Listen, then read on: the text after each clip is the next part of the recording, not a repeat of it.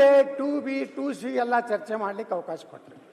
ಅದ್ರಾಗ ನನಗೆ ದುರ್ದೈವ ಅಂದ್ರೆ ಯಾವುದೇ ಮಂತ್ರಿಗಳು ಸದನದಲ್ಲಿ ಅವ್ರ ಇಲಾಖೆಗೆ ಸಂಬಂಧ ಇಲ್ಲಾರ್ದಂಥದ್ರಲ್ಲಿ ಬಾಯಿ ಹಾಕೋದು, ಮೇಲಿಂದ ಮೇಲೆ ಎದ್ದು ನಿಲ್ಲೋದು, ಇದು ಒಂದು ಸದನದ ಗೌರವ ಅಲ್ಲ, ಸಭ್ಯತೆ ಅಲ್ಲ. ಸಚಿವರು ಅಂದಮೇಲೆ ಅವ್ರಿಗೆ ವಿಶೇಷವಾದಂಥ ಅಧಿಕಾರ ಇದೆ, ಗೌರವ ಇದೆ. ಪ್ರತಿಯೊಂದಕ್ಕೆ ಎದ್ದು ನಿಂತು MLAಗಳು ನಾವು ಮಾಡಬೇಕದು.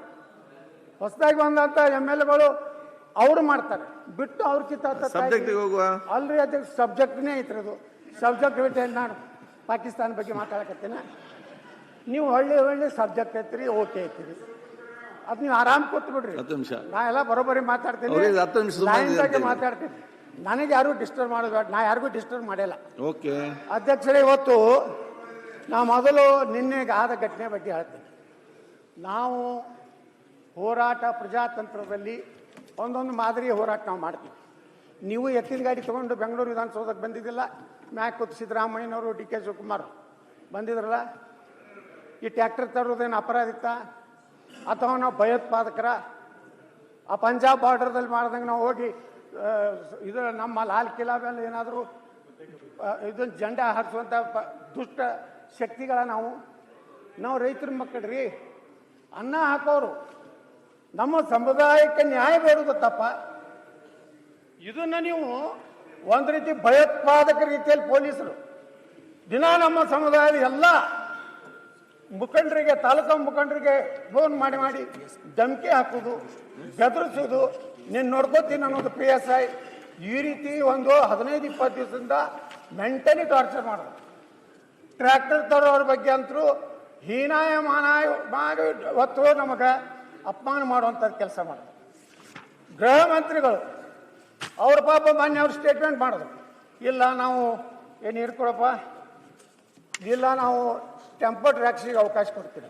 ನಾವು ಅದನ್ನು ಸ್ವಾಗತ ಮಾಡಿದ್ವಿ. ಗೃಹ ಮಂತ್ರಿಗಳು ಇವತ್ತು ಭಾಳಷ್ಟು ವಿಚಾರ ಮಾಡಿ, ಯಾಕಂದ್ರೆ ಮುಖ್ಯಮಂತ್ರಿಗಳ ಮನಸ್ಸಿರಲಿಲ್ಲ, ಜೀಪ್ನು ಬಿಡಬಾರ್ದತ್ತೆ ಇತ್ತು ಅವ್ರ ತಲೆಗೆ ಏನಿತ್ತು ಗೊತ್ತಿಲ್ಲ. ಯಾಕೋ ದೊಡ್ಡ ಮನಸ್ಸು ಮಾಡಿ ನಮ್ಮ ಗೃಹ ಮಂತ್ರಿಗಳು ಒಂದು ಹೆಜ್ಜೆ ಮುಂದೋಗಿ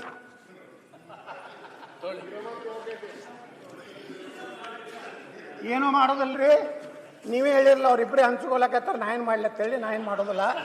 ಅದಕ್ಕೆ ಅಧ್ಯಕ್ಷರೇ, ಇವತ್ತು ನಾ ಹೇಳ್ತಿರೋದು ಏನಂದರೆ, ಹೋರಾಟ ನಾವು ಭಯೋತ್ಪಾದಕರಲ್ಲ, ನಾವು ಪೆಟ್ರೋಲ್ ಬಾಂಬ್ ಸಿಡಿಸೋರಲ್ಲ, ನಾವು ಕಲ್ಲು ಹೊಡೆಯುವ ಜನಾಂಗದವರಲ್ಲ, ನಾವು ರೈತರು, ನಮ್ಮ ರೈತರು, ಕೃಷಿ ಕಾರ್ಮಿಕರು, ಬಸ್ನಲ್ಲಿ ಹಮಾಲ್ ಮಾಡುವಂಥ ವರ್ಗ ನಮ್ಮದು. ದಾವಣಗೆರೆಗೆ ಯಾರು ಸುಮ್ಮನೆ ಕೊಂಡ್ರಿ ರೆಡ್ಡಿ ಅವ್ರು, ನೀವು ಸಲ ಶ್ರೀಮಂತರಿದ್ದೀರಿ, ಸುಮ್ಮನೆ ಕೊಂಡ್ರಿ. ಆ ಕಡೆ ಗುರ್ತೈತಿ ನಿಮ್ಮದು, ನೀವೆಲ್ಲ ದೊಡ್ಡ ಶ್ರೀಮಂತರಿದ್ದೀರಿ. ಆ ಮಾತು ಬೇರೆ, ನಮ್ಮ ಸಮುದಾಯ ಬಗ್ಗೆ ಹೇಳಕತ್ತೀನಿ ನಾ. ಅಧ್ಯಕ್ಷರೇ, ಇವತ್ತು ಒಬ್ಬ DC ಏನು ಆದೇಶ ಮಾಡ್ತಾರೆ, ಪಂಚಮಸಾಲಿ ಲಿಂಗಾಯತದ ಟ್ರ್ಯಾಕ್ಟರು ಜೀಪುಗಳನ್ನು ಬೆಳಗಾವಿ ನಗರದಲ್ಲಿ ಪ್ರವೇಶ ಮಾಡಿಸಿಕೊಡೋದಿಲ್ಲ. ಯಾರಿಗೆ DC ಗೆ ಅಧಿಕಾರ ಕೊಟ್ಟರು ಇದನ್ನು ಪ್ರಜಾತಂತ್ರದಾಗ? ಅಲ್ಲಿ ಒಬ್ಬ ADGP ಅಲ್ರಿ, ಭಿನ್ನ ಡ್ರೆಸ್ನಾಗ ಬರ್ತಾರೆ. ಇದಾಯ್ತಾ? ಅಲ್ಲಲ್ಲ, ಅದೇನು ಹೆಸರು ನಮ್ಗೆ ಗುರ್ತಿಲ್ಲ ಅಧ್ಯಕ್ಷರೇ.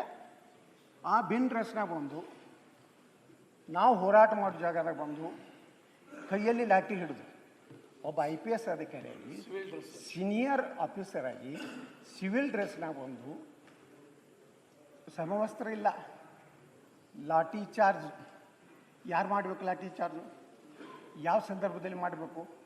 ಅದಕ್ಕೆ ಆದಂಥ ಒಂದು ಗೈಡ್ಲೈನ್ಸ್ ಇದೆ. ಬೇಕಾಬಿಟ್ಟಿಯಾಗಿ ನೀವು ಆ ಲಾಠಿ ಚಾರ್ಜ್ ಮಾಡಲಿಕ್ಕೆ, ಅಸುರಾಯ ಇದು ಮಾಡಲಿಕ್ಕೆ, ಫೈರಿಂಗ್ ಮಾಡಲಿಕ್ಕೆ ಈ ಒಂದು ಕೈಪಿಡಿ ಇದೆ, ಕಾರ್ಯಕಾರಿ ದಂಡಾಧಿಕಾರಿಗಳ ಕೈಪಿಡಿ ಇದೆ. ಅಲ್ಲಿ ಏನು ಹೇಳ್ತದೆ ಅಧ್ಯಕ್ಷರ, ಅದು ಚದುರಿಸಲು ಆಜ್ಞಾಪಿಸಲಾದ ಯಾವುದೇ ಸಭೆ ಚದುರದಿದ್ದರೆ ಅಥವಾ ಚದುರಿ ಹೋಗದಿರಲು ನಿರ್ಣಯವನ್ನು ತೋರಿಸುವ ರೀತಿಯಲ್ಲಿ ನಡೆಸಿದರೆ ಅದನ್ನು ಚದುರಿಸಲು ಸಂಬಂಧಿಸಿದ ಕಾರ್ಯನಿರ್ವಾಹಕ ಮ್ಯಾಜಿಸ್ಟ್ರೇಟ್ ಅಥವಾ ಪೊಲೀಸ್ ಅಧಿಕಾರಿ ಬಲವನ್ನು ಬಳಸಬಹುದು. ಏನು ಮಾಡಿದ್ದೀವಿ ರೀ? ಕಲ್ಲು ಹೋಗ್ತಿದ್ದೀವ? ಕಲ್ಲು ಹೋಗ್ತಿದ್ದೀವಿ ನಾವು? ಇಲ್ಲ, ಲಾಠಿ ಚಾರ್ಜ್ ಮೊದಲಾಯ್ತು, ಕಲ್ಲು ಹೋಗಿದ್ದು ಮೊದಲಾಯ್ತು. ಇದನ್ನು ಹೇಳಿಕೆ ಕೊಡಬೇಕಾಗ್ತೈತೆ ಅಧಿಕಾರಿ. ಅಷ್ಟೇ ಅಲ್ಲ, ಅಧಿಕಾರಿ ಯಾರು ಲಾಠಿ ಚಾರ್ಜ್ ಮಾಡ್ತಾರಲ್ಲ ಅವರಿಗೆ ಆದಂಥ ಡ್ರೆಸ್ ಕೋಡ್ ಇದೆ.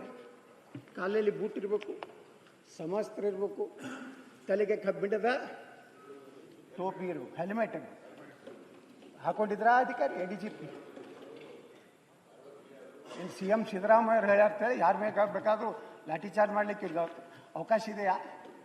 ಮಾನವ ಹಕ್ಕು, ರಾಷ್ಟ್ರೀಯ ಮಾನವ ಹಕ್ಕಿಗೆ ನಾವು ಕೇಳ್ತೀವಿ ಕಂಪ್ಲೇಂಟ್. ಸರ್, ಯಾರು ಈಗ CM ಹೇಳಿದ್ರು ಅಂತ ಯಾರು ಹೇಳಿದ್ದು? CM ಹೇಳಿದ್ರು ಯಾರು ಹೇಳಿದ್ದು? ಅಲ್ಲ, ಹೇಳ್ತಾವ್ರಲ್ಲ, ಅದಕ್ಕೆ ಸುಮ್ಮನೆ ಕೆಲವು ಅಧ್ಯಕ್ಷರೇ ಇಲ್ಲಿ ನಿಂತ್ರಿ, ದಯವಿಟ್ಟು ನಿಮ್ಮ CM ವಿರುದ್ಧ ನಾವಿಲ್ಲ. ಸ್ವಲ್ಪ ಕುಂಡ್ರಿ, ನಿಮ್ಗೆ ಎಷ್ಟು ಅಭಿಮಾನ ಐತೆ ಎಲ್ಲ ಕೊಡ್ತೈತೆ, ನಮ್ಗೆ ಕೊಡ್ರಿ. ನಿಮ್ಗೆ ಅವ್ರ ಬಗ್ಗೆ ಅಭಿಮಾನ ಇರ್ಬೋದು. ಅವರು ನಮ್ಮ ರಾಜ್ಯದ ಮುಖ್ಯಮಂತ್ರಿ, ನಿಮ್ಮ ಅಟ್ಟೆ ಮುಖ್ಯಮಂತ್ರಿ ಅಲ್ಲಿ ಕುಂಡ್ರಿ ಸ್ವಲ್ಪ. ಕೆಲವು ಬಹಿರಂಗವಾದ ಹಿಂಸಾಚಾರವನ್ನು ಮಾಡುವವರಿಗೆ ಅಧ್ಯಕ್ಷರೇ ಅಲ್ಲಿ ಹೇಳ್ತಾರೆ ಬಹಳ ಸ್ಪಷ್ಟವಾಗಿ, ಕೆಲವು ಬಹಿರಂಗವಾದ ಹಿಂಸಾಚಾರವನ್ನು ಮಾಡುವವರಿಗೆ ಯಾವುದೇ ರೀತಿಯ ಗುಂಡಿನ ದಾಳಿ ಇನ್ನಿತರ ದಾಳಿಯನ್ನು ಪ್ರಾರಂಭಿಸಲಾಗುವುದಿಲ್ಲ ಎಂದು ಸ್ಪಷ್ಟವಾಗಿ ಅರ್ಥ ಮಾಡಿಕೊಳ್ಳಬೇಕು. ಅಧ್ಯಕ್ಷರೇ, ಏನು ಬ್ಯಾರಿಕೇಡ್ ತೆಗೆದು ನಾವು ರಸ್ತೆ ಮ್ಯಾಗ ಕೂತೀವಿ ನಾವು ಎಲ್ಲರೂ. CC ಪಾಟೀಲ್ರು, ಬೆಲ್ಲದವರು, ಮತ್ತು ನಮ್ಮ MR ಪಾಟೀಲ್ರು, ಮತ್ತು ಯಾರಿದ್ರಿ ಸಿದ್ದು ಸೌದಿಯವರು, ಎಲ್ಲರೂ ನಾವು ಕೂತೀವಿ. ಅಧ್ಯಕ್ಷರೇ, ಯಾವಾಗ ಬಲದಿಂದ ಚದುರಿಸಬೇಕು ಮತ್ತು ಯಾವ ರೀತಿ ಬಲವನ್ನು ಬಳಸಬೇಕೆಂಬುದರ ಬಗ್ಗೆ ಕುರಿತು ನಿರ್ಧಾರವನ್ನು ತೆಗೆದುಕೊಳ್ಳುವ ಜವಾಬ್ದಾರಿಯನ್ನು ಮ್ಯಾಜಿಸ್ಟ್ರೇಟ್ ಹೊಂದಿರುತ್ತಾರೆ, ಪೊಲೀಸ್ ಆಫೀಸರ್ ಅಲ್ಲ. ಅಲ್ಲಿ assistant commissioner, tahsildar, deputy commissioner ಆ ಸ್ಪಾಟ್ನಾಗಿರಬೇಕು. ಅವರು ಸಾಧ್ಯವಾದಷ್ಟು ಮಟ್ಟಿಗೆ ಬೆಂಕಿ ಆಯುಧಗಳ ಬಳಕೆಯನ್ನು ಆಶ್ರಯಿಸುವ ಮೊದಲು ಕಣ್ಣೀರಿನ ಹೊಗೆ ಅಥವಾ ಲಾಠಿ ಚಾರ್ಜ್ ಮೊದಲು ಕಣ್ಣೀರಿನ ಹೊಗೆ. ಪೊಲೀಸ್ ಕಮಿಷನರ್ ಏನ್ರಿ, ಕಣ್ಣೀರಿನ ಮೊದಲೇನು ಹಸಿರು ಮಾಡಬೇಕಾಗಿತ್ತು, ಅದನ್ನು ಮಾಡಲಿಲ್ಲ. AC ಅಥವಾ DC ತಹಸೀಲ್ದಾರ್ ಅವ್ರು ಕನ್ವಿನ್ಸ್ ಆಗಬೇಕಾಗಿತ್ತು. 3 ಸಲ ಅನೌನ್ಸ್ ಮಾಡಬೇಕು ಮೈಕ್ನಲ್ಲಿ. ಅದು ಮೈಕ್ ಹೆಂಗಿರ್ಬೇಕಂದ್ರೆ ಪೂರ್ಣ ಅಲ್ಲಿ ಆ ವ್ಯಾಪ್ತಿಯಲ್ಲಿ ಬರುವಂತ ಪ್ರತಿಯೊಂದು ಪ್ರದೇಶದ ನಿಂತ ಜನರಿಗೆ ಕೇಳಿಸ್ಬೇಕು. ಅದರಲ್ಲಿ 3 ಸಲ 1, 2, 3 ಅಂತ ಹೇಳಬೇಕು. ಹೇಳಿದ ಮೇಲೆ ಫಸ್ಟ್ ಹಸಿರುವಾಯು ಮಾಡಬೇಕು. ಹಸಿರುವಾಯಿಗೂ ಕಂಟ್ರೋಲ್ ಆಗುವುದಿಲ್ಲ ಅಂದಮೇಲೆ ಲಾಠಿ ಚಾರ್ಜ್ ಮಾಡಬೇಕು. ಲಾಠಿ ಚಾರ್ಜ್ ಮಾಡಬೇಕಾದ್ರೂ ಏನು ಸ್ವಲ್ಪ ತಹಬದಿಗೆ ಬಂದ್ರೂ ತಕ್ಷಣ ಲಾಠಿ ಚಾರ್ಜ್ ನಿಲ್ಲಿಸಬೇಕು. ಬಂದೂಕನ್ನು ಉಪಯೋಗ ಮಾಡೋದಕ್ಕೂ ಹೇಳಿದ್ದಾರೆ. ಸಾರ್ವಜನಿಕ ಆಸ್ತಿ ಪಾಸ್ತಿ ನಾಶ ಆಗ್ತಿದ್ರೆ, ಬಹಳ ದೊಡ್ಡ ಗಲಾಟೆ ಆಗ್ತಿದ್ರೆ, ನಿಯಂತ್ರಣ ತಪ್ಪಿ ಹೋದಾಗ ಮಾತ್ರ ಗೋಳಿಬಾರನ್ನ ಕೇವಲ ಒಂದು ವ್ಯಕ್ತಿ ಮೇಲೆ ಪ್ರಯೋಗ ಮಾಡತಕ್ಕದ್ದು. ಅಷ್ಟಕ್ಕೆ ನಿಯಂತ್ರಣ ಆದರೆ ಅಲ್ಲಿಗೆ ಬಿಡಬೇಕು. ಅಧ್ಯಕ್ಷರೇ, AC ಇಲ್ಲ, BC ಇಲ್ಲ, ಯಾರೂ ಇಲ್ಲ. ಆ ADGP ದುರಂಕಾರ ಹೆಂಗೆ ಆ ಡ್ರೆಸ್ ಮ್ಯಾಗೆ ಅದು ಮಾನ್ಯ ಮರ್ಯಾದೆ ಐತೆ ಅಧಿಕಾರಿಗೆ ಡ್ರೆಸ್ ಮ್ಯಾಗ ಹೆಂಗೆ ನೀನು